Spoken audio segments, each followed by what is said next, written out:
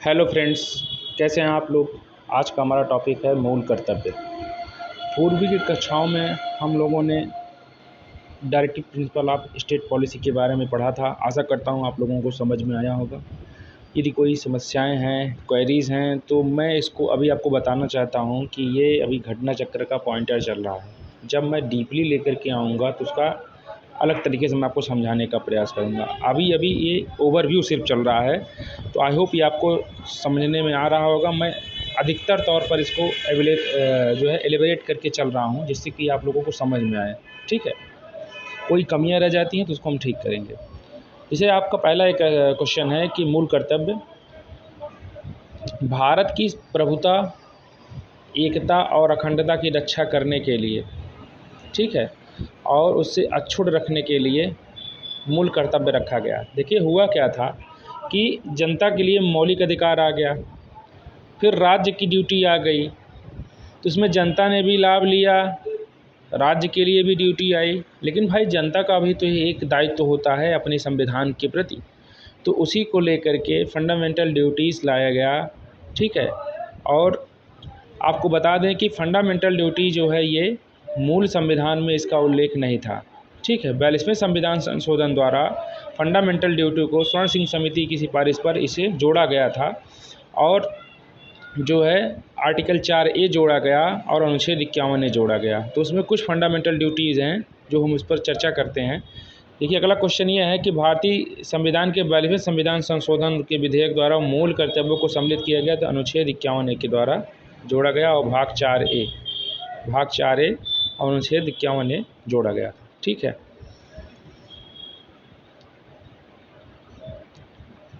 उसके बाद देखिए अगला क्वेश्चन है कि भारतीय संविधान में मूल कर्तव्य शामिल किया गया। तो भारतीय संविधान में मूल कर्तव्य स्वर्ण सिंह समिति की संस्तुति पर सिफारिश किया गया था, यानी कि रिकमेंडेशन पर आया था कि भाई जनता का एक दायित्व बनाना चाहिए।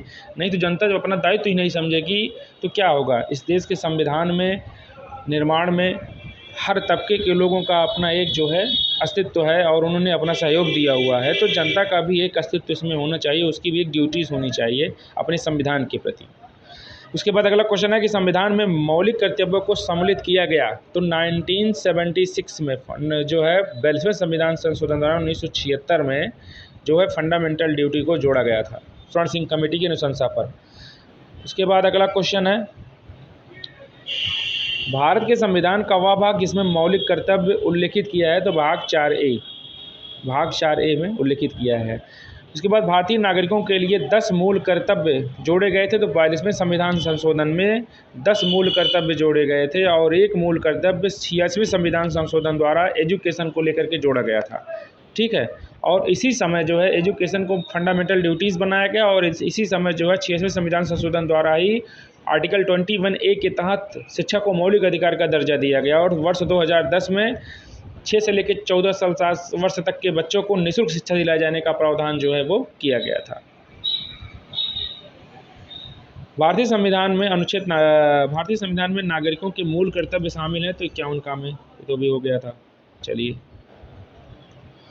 उसके बाद मौलिक कर्तव्यों से संबंधित सही कथन है, तो उन्हें संविधान प्रक्रिया से बढ़ाया जा सकता है। संविधान प्रक्रिया से हर चीज़ को बढ़ाया जा सकता है, संवैधानिक प्रक्रिया से। अस्पष्ट विधियों की व्याख्या के लिए उनका उपयोग किया जा सकता है। किसी विशिष्ट कर्तव्य का पालन करना संवैधानिक कानून के क्षेत्र में आता है, जिसे न्यायालय निश्चित करता है। तो न्यायालय हर चीज़ को निश्चित करेगा यदि संवैधानिक क्रियाकलाप में विशिष्ट कर्तव्य का पालन में शामिल होता है, तो उसमें भी ये शामिल कर लिया जाएगा। और कभी भी अगर किसी कानूनी प्रक्रिया में ये रुकावट पड़ता है तो उसको वहाँ तक वो हटा दिया जाएगा। उसके बाद है भारत में मौलिक कर्तव्य, तो हमारी मिली-जुली संस्कृति की समृद्ध विरासत की संरक्षित करने के लिए मौलिक कर्तव्य लाए गए हैं।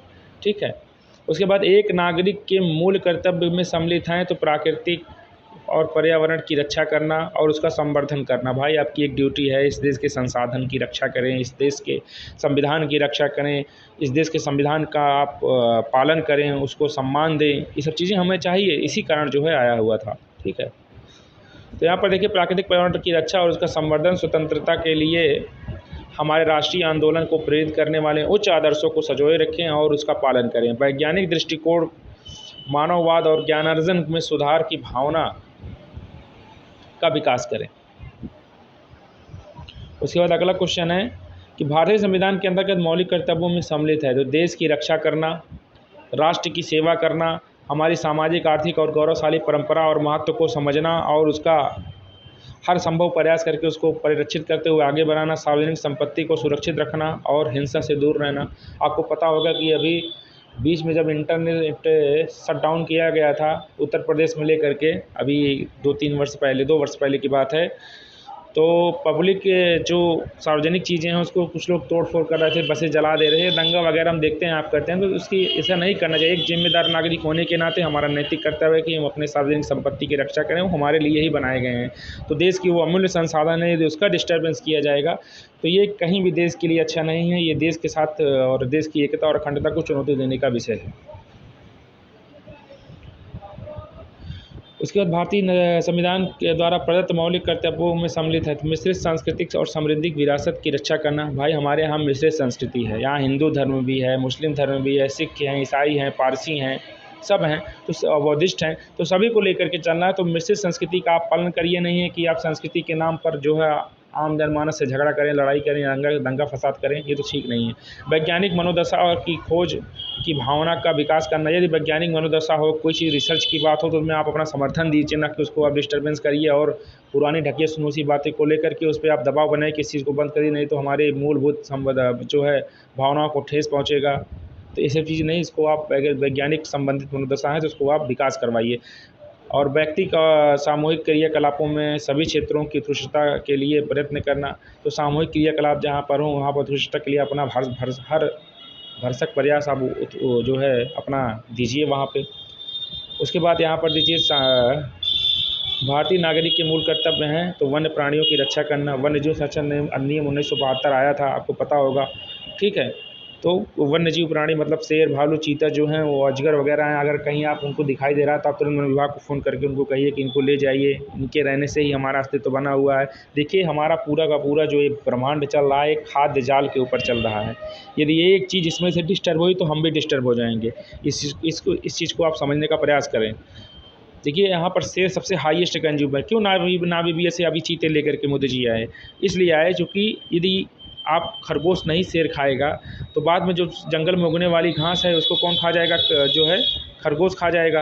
और घास को खरगोश खाएगा तो खरगोश इतना ज़्यादा हो जाएंगे, घास खत्म हो जाएगा। जब घास खत्म होगा तो उसमें टिड्डे खत्म हो जाएंगे, टिड्डे खत्म हो जाएंगे तो एक कीट की पूरी प्रजाति खत्म हो जाएगी। और कहीं हो सकता है कि जो टिड्डे जिन प्रजाति को खाते हैं वो भी बढ़ जाएंगे, तो वो मानव जीवन पर भी आस्पेक्ट जो है प्रभाव डालेगा। इसी कारण जो है वन्य जीव संरक्षण बहुत ज़रूरी है और एक खाद्य श्रृंखला को नियमित रूप से लेकर के आगे बढ़ना है जिसमें संतुलन स्थापित हो। उसके बाद देखिए अगला है कि भारत के एक सेकंड इसके बाद अगला है कि भारत के प्रत्येक नागरिक का कर्तव्य होगा कि प्राकृतिक पर्यावरण का संरक्षण और सुधार करें। तो अनुच्छेद 51 का इसीलिए लाया गया है कि प्रत्येक व्यक्ति का जो है ये नैतिक कर्तव्य है कि वो पेड़ लगाए, पर्यावरण जलीय जीवों को रक्षा करे, तालाब पोखर उसको गंदा न करे, उसको साफ़ सफाई करे। यदि कोई इसको दूषित करता है तो उसके खिलाफ वो फिर शिकायत भी कर सकता है, उसको रुकवा सकता है, उसका हर संभव रक्षा कर सकता है जितना रक्षा कर सके। ये इसका मूल कर्तव्य है। कोई बोले तुमसे क्या मतलब, कहिए हमारा फंडामेंटल ड्यूटी है कि सार्वजनिक संपत्ति की रक्षा करें। एक बार मुझसे आप यकीन नहीं मानेंगे, एक बार मुझसे एक ज़िले का जो है अपर जिलाधिकारी पूछ रहा है कि आपसे क्या मतलब है। हमने कहा सर मेरा फंडामेंटल ड्यूटी है, ये मेरा मौलिक कर्तव्य है कि मैं इस देश के अमूल्य संसाधनों की रक्षा करूँ और मेरा कर्तव्य है, मुझे संवैधानिक अधिकार मुझको देता है। वो एक बात आगे नहीं बोल पाया। इतना पढ़ा लिखा आदमी आप संवैधानिक तरीके से बात करेंगे तो बोल नहीं पाया और उसका मुंह नीचे हो गया। तो ऐसे भ्रष्ट अधिकारियों को जो अपना नैतिक कर्तव्य भूलकर अपने व्यक्तिगत स्वार्थ में संलग्न हैं, अपनी सारी जो है नैतिकता को ताक पर रख दिए हैं, अपने संघर्ष को भूल गए, अपने माता पिता के संस्कार को भूल गए हैं, उनको संवैधानिक आईना दिखाना ज़रूरी है। और आपको तभी ये आप दिखा सकते हैं संवैधानिक आईना जब आपको इस चीज़ का ज्ञान होगा। बाबा साहब भीमराव अम्बेडकर ने अनेकों कष्ट झेले और इसी कष्ट झेलने के बाद जो है आज समाज उनको स्वीकार कर रहा है। समाज उनको अपने आप से नहीं स्वीकार कर रहा है, उन्होंने बड़ी लड़ाई लड़ी है। तो आपको आज हर धर्म के लिए बाबा साहब भीमराव अम्बेडकर ने जो है काम करके गए हुए हैं, चाहे ब्राह्मण हो, क्षत्रिय हो, वैश्य हो, शूद्र हो, सभी वर्ग के जितने भी हैं सभी के लिए उन्होंने काम किया, व्यक्तिगत अपने लिए नहीं किया है। तो हम सभी को सीखना चाहिए, जो कि वर्तमान युग जो आ रहा है वो आर्थिक युग आ रहा है। आपको पता होना चाहिए, ना ब्राह्मण रहेगा, ना क्षत्रिय रहेगा, ना वैश्य रहेगा, ना शूद्र रहेगा। ये आर्थिक युग है। आने वाला समय जिसके पास रुपया होगा, पैसा होगा, वही बलवान होगा, वही ब्राह्मण होगा, वही क्षत्रिय होगा। तो आप समझ लीजिए कि आने वाला युग जो है उसमें ब्राह्मण और क्षत्रिय को आप पूर्वाग्रह की स्थिति से मत देखने का प्रयास करिए, क्योंकि आपके समाज से उठने वाले ही लोग आपका शोषण करने स्टार्ट कर देंगे यदि आप सशक्त और मजबूत नहीं होंगे। मेरी बात को आप ध्यान से रखिएगा, क्योंकि आने वाले 10-20 सालों में ऐसी स्थिति आपके सामने आएगी और भी इवेंचुअली दिख रहा है चीज़ें। तो आप इसको स्वीकार करिए और आप सामाजिक रूप से सशक्त होइए, मजबूत होइए और हर चीज़ क्षेत्र में आप अपना डेवलप करिए। अगला देखिए, सही कथन है, मूल कर्तव्य मौलिक अधिकारों का भाग नहीं है। मूल कर्तव्य मौलिक अधिकारों का भाग नहीं, तो सही बात है। भारतीय संविधान का भाग जो है 4A में मौलिक कर्तव्य गिनाए गए हैं, जिसमें अनुच्छेद 51A प्रत्येक भारतीय नागरिक के मौलिक कर्तव्य की व्याख्या करता है। ठीक है। उसके बाद भारतीय संविधान में मौलिक कर्तव्य हैं तो 11। भारतीय संविधान का भाग 4A मूल कर्तव्य में वर्णित है, राष्ट्रीय ध्वज का आदर करना, भारत के सभी लोगों के मध्य भाईचारे का भाव विकसित करना, हमारी समग्र संस्कृति और मूल्यवान धरोहरों की रक्षा करना। कि हमारे जो है फंडामेंटल जो है ड्यूटीज़ पूर्ण हो गए। और कल से हमारा जो नया टॉपिक होगा, एक क्वेश्चन और रह गया है मुझे जो लगता है, एक क्वेश्चन और है, हाँ एक क्वेश्चन और है।